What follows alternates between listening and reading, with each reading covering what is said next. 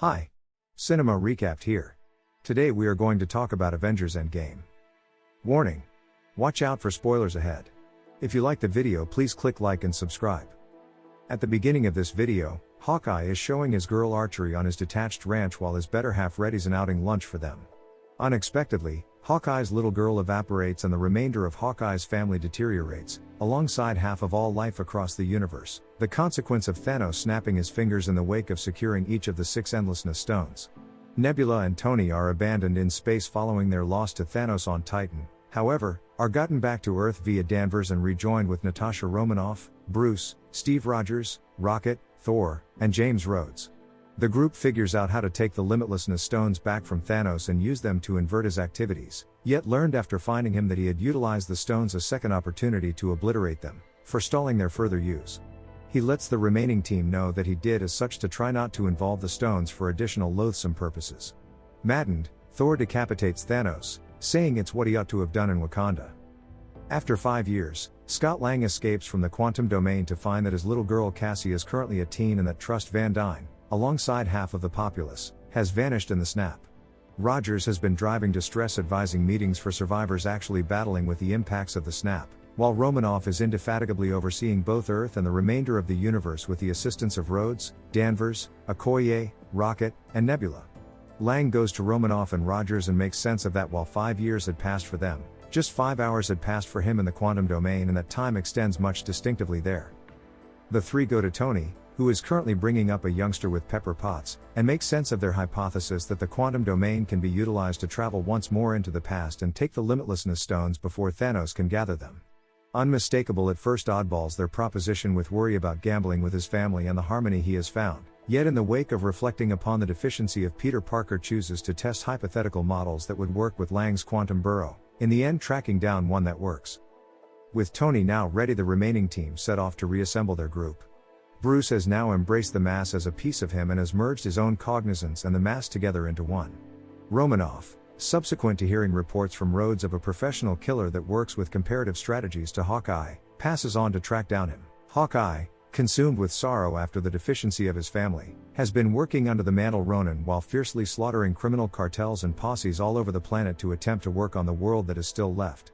Natasha tracks down him in Japan and after some persuading, he consents to rejoin the group to attempt to bring his family back. Bruce and Rocket go to the unassuming community of New Asgard, where Valkyrie and the last overcomers of Asgard have settled. They there find Thor, who has become overpowered by culpability over neglecting to kill Thanos in Wakanda. Thor has become overweight, his hair and facial hair are congested, and he invests his free energy eating unhealthy food, becoming inebriated, and playing Fortnite with his companions Korg and Miek. Thor hesitantly consents to get back to the Justice Fighters after some persuading from Rocket and Bruce. In the wake of testing the quantum time machine on Hawkeye, who affirms that it works, the team are brought together with an arrangement. Flag, Rogers, Lang, and Tony set out to recover the time, brain, and space stones during the Clash of New York in 2012. Bruce goes to the Sanctum Sanctorum, where he is educated by the antiquated one that requiring some investment stone from her timetable would forestall Stephen Odd's future endeavors to prevent Caecilius from obliterating the laws of nature. Nonetheless, when Bruce tells her that Odd surrendered the time stone eagerly to Thanos, she permits Bruce to make them suggest Odd had expected a particular succession of occasions to happen for Thanos to be crushed. Bruce additionally guarantees the stones' revisitation of their appropriate courses of events to forestall any evil impacts. Lang and Tony endeavor to take the space stone after the team seizes it from Loki. Lang gives Tony's previous self a gentle heart failure by pulling a circuit in his counterfeit heart, while Tony takes the briefcase lodging the Tesseract when no one is looking.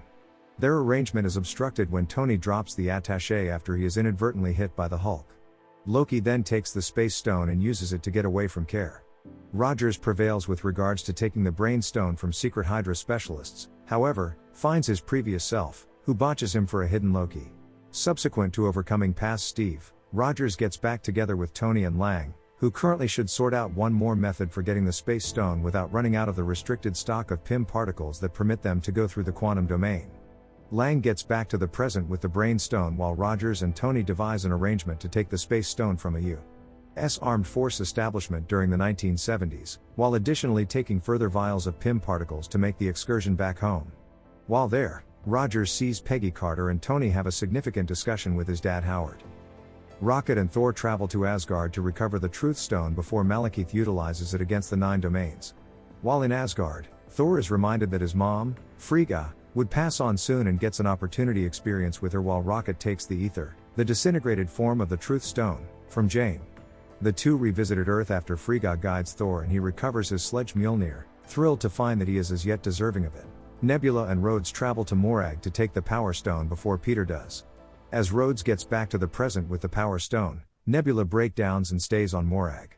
With two consciousnesses working on Nebula's frameworks, Thanos and Ebony Maw find the presence of the future Nebula and go to capture her. Nebula acknowledges what has occurred and attempts to caution the others, however, is past the point of no return. Thanos checks her recollections and finds the team's arrangement, and sends the more faithful past Nebula back to the present as a covert operative. Hawkeye and Romanoff travel to Vormir to recover the Spirit Stone, however, are clashed when Red Skull, an attendant of the stone, illuminates them that it must be recovered by sacrificing somebody they love. The two battle about which will make the penance, with Romanoff eventually accepting any penalty, while a troubled Hawkeye gets back to Earth with the Spirit Stone. After everybody has gotten back to the present on the planet, Tony, Rocket, and Bruce set off on a mission to create a glove to employ the stones, one developed from the equivalent nanotech of Tony's most recent Iron Man suit. Bruce suggests to use the glove himself and bring back everybody that vanished in Thanos' snap, thinking that he can endure both the gamma radiation and the monstrous aggravation and injury welcomed on by utilizing the stones. He succeeds, however they are very quickly gone after by Thanos, who has been brought to Earth by the fake Nebula, obliterating the quantum entry all the while.